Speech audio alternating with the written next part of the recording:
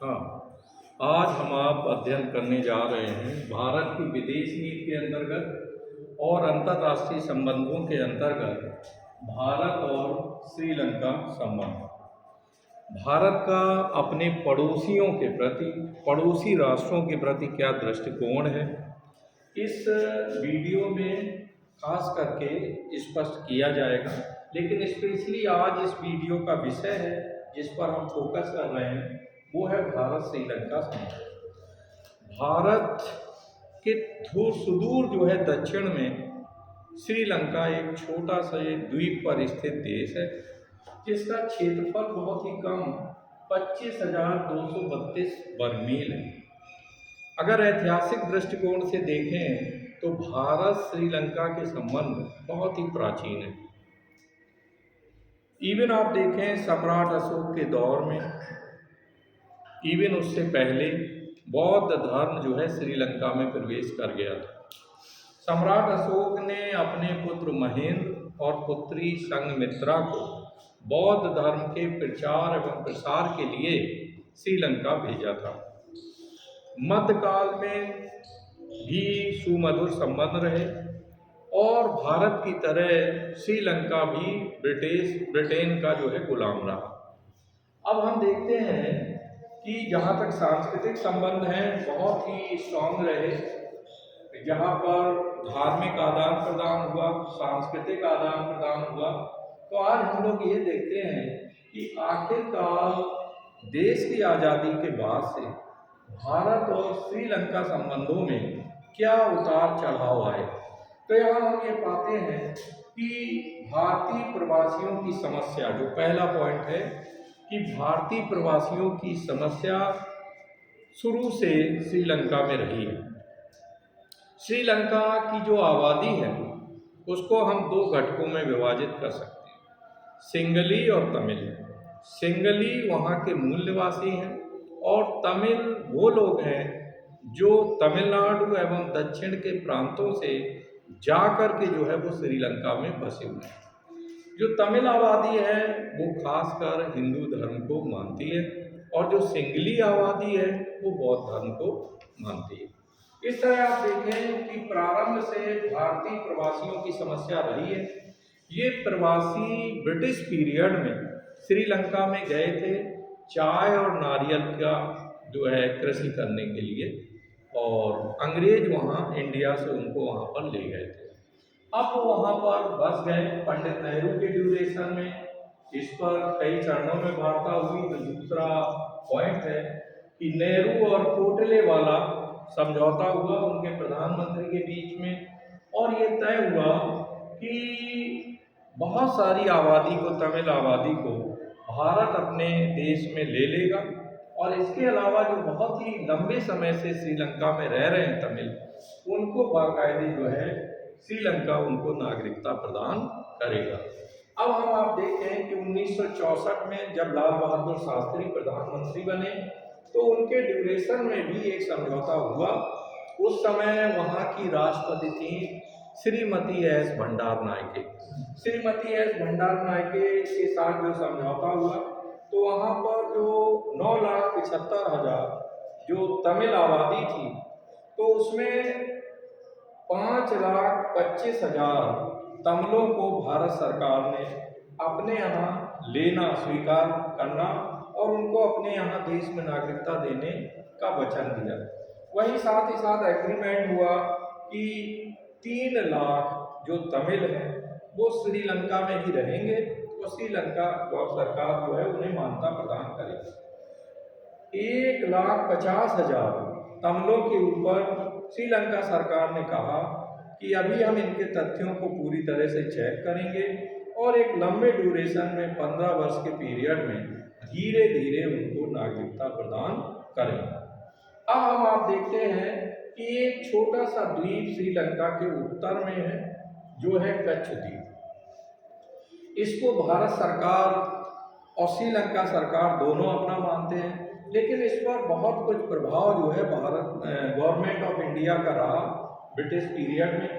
लेकिन बाद में जब 28 जून 1974 को एक समझौता हुआ उस समझौते के तहत हमने श्रीलंका को कच्छ द्वीप जो है वो हैंड ओवर कर दिया, कि जिससे आपसी जो संबंध है वो सुमधुर बन सके। अब हम आप देखते हैं कि जो तमिल समस्या अब धीरे धीरे एक विकराल रूप धारण कर रही थी। 1982 से 1988 के ड्यूरेशन में तमिल और सिंगली विवाद बहुत आगे बढ़ गया था। यहाँ तक आप देखें कि बाकायदे यहाँ लिट्ठे नामक जो आतंकवादी संगठन है तमिलीलम, उसको प्रभाकरण इसका सरगना था, और ये आतंकवादी संगठन जो है वो अस्तित्व में आ गया, जो बराबर जो है छापामार युद्ध के द्वारा सिंगली आबादी पर अटैक करता रहा। वहीं वहाँ की जो सिंगली पॉपुलेशन है वो तमिलों को द्वितीय दर्जे का नागरिक मानती है। वहाँ का राष्ट्रीय धर्म बौद्ध धर्म है, हिंदू धर्म को यानी स्थान नहीं दिया गया है। इसके अलावा सारे बौद्ध धर्म के प्रतीक जो है वो वहाँ की गवर्नमेंट ने अपना रखे। तो ऐसी कंडीशन में तमिल अपने अधिकारों के लिए वहाँ संघर्ष कर रहे थे। तो यहाँ तमिलीलम का गठन हो गया, लिट्ठे शॉर्ट में बोलते हैं।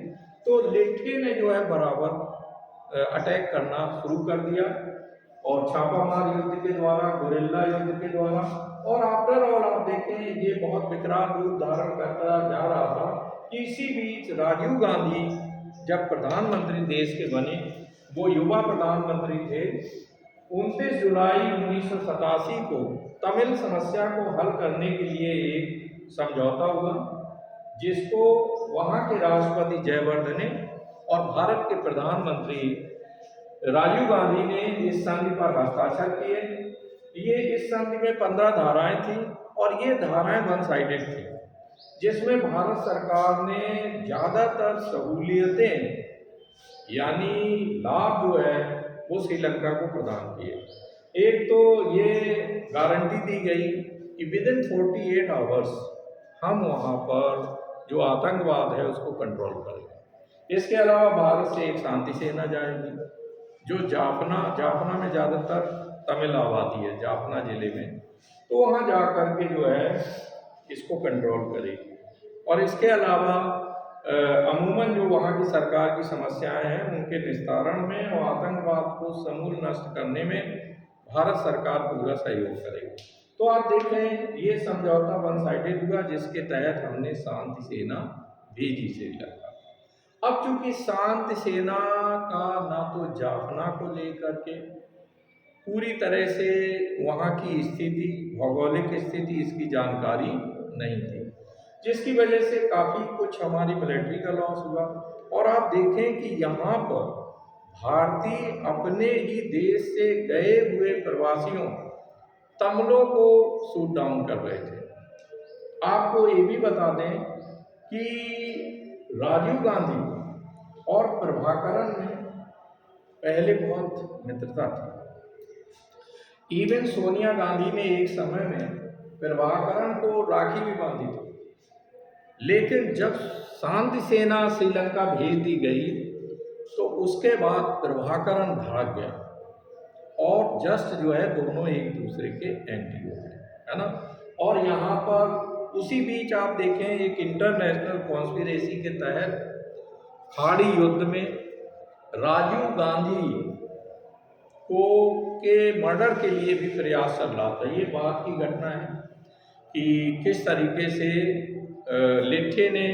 लिट्ठे आतंकवादियों ने राजीव गांधी की हत्या की, लेकिन उससे बैक से बाकायदे जो अमेरिका की CIA है और इजराइल की जासूसी संस्था मोसाद है, दोनों ने जो बंदूक थी वो लिट्ठे के कंधे पर रख करके और इनकी हत्या करा दी राजीव गांधी की।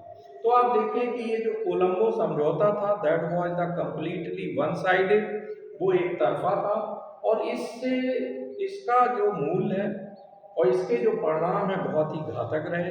और बाद में उन्हीं लिट्ठे आतंकवादियों ने जिनके सफाई के लिए हमने शांति सेना भेजी थी, उन्हीं ने जो है राजीव गांधी की हत्या कर दी। That was the political and international death, है ना। अब हम आप देखें कि प्रभाकरण की मृत्यु के बाद जो 19 मई 2008 को प्रभाकरण की मृत्यु हो गई, उसके बाद जो वहाँ की सिंगली गवर्नमेंट है उसने बड़ी सख्ती के साथ जो है दमन शुरू कर दिया तमिलों का। इधर शांति सेना का सहयोग मिल ही रहा था, है ना, और बाद में शांति सेना ने बड़ा लॉस पहुंचाया। तमिल जो लिट्टे आतंकवादी थे उनको काफ़ी कमज़ोर किया, है ना, उन पर अटैक किए गए। और इसके बाद जैसे ही प्रभाकरण ये लीडर ही था, जब लीडर नहीं रहता है, सेनापति नहीं रहता है, तो जाहिर है कि जो लिट्टे संगठन था वो कमज़ोर हुआ। और उसके बाद सरकार ने भी अपना जो दबाव और एक तरीके से आक्रमण की नीति जो है उसको आगे बढ़ाया।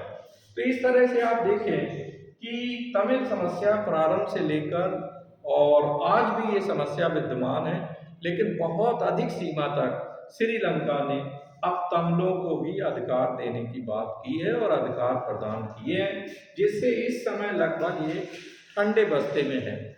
वर्तमान में जहाँ तक भारत और श्रीलंका के संबंधों का सवाल है, अभी हम सब ने देखा कि पीछे किस प्रकार से विदेशी मुद्रा को लेकर श्रीलंका सरकार जो है बड़े संकट में आ गई थी। एक वित्तीय संकट वहाँ पर आ गया था, तो उसमें बाकायदे गवर्नमेंट ऑफ इंडिया ने कई करोड़ जो है डॉलर की सहायता प्रदान की कि जिससे श्रीलंका की अर्थव्यवस्था पटरी पर आ सके। क्योंकि भारत के लिए ये बहुत ज़रूरी है कि हिंद महासागर में जो श्रीलंका की जो परिस्थिति है, जो पोजीशन है, और दूसरा उसका झुकाव कभी कभी चाइना की ओर हो जाता है, और चाइना चाहता है कि बाकायदे ये कच्छ द्वीप अगर उसे मिल जाए तो यहाँ पर वो अपना नौसैन्य अड्डा बना दे।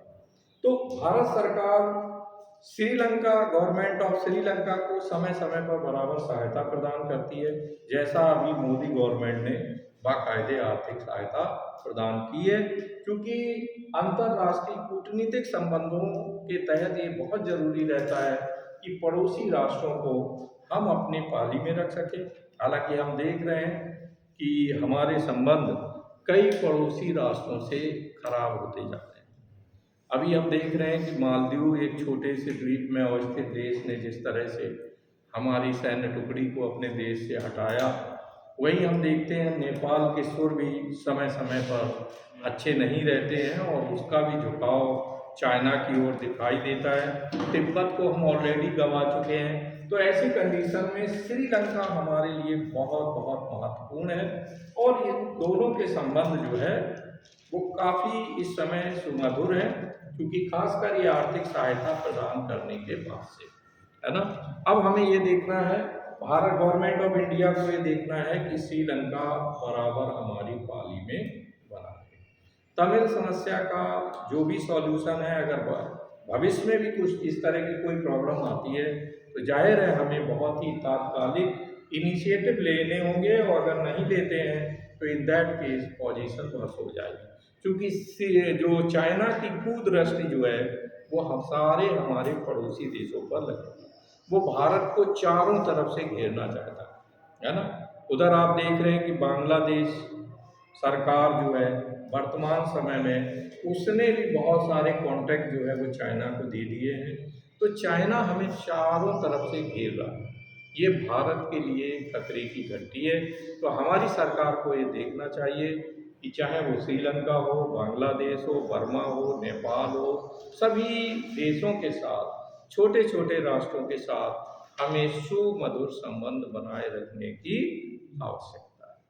तो अगर ये वीडियो आपको अच्छा लगा हो तो इसको ज़रूर लाइक करें और सब्सक्राइब करें।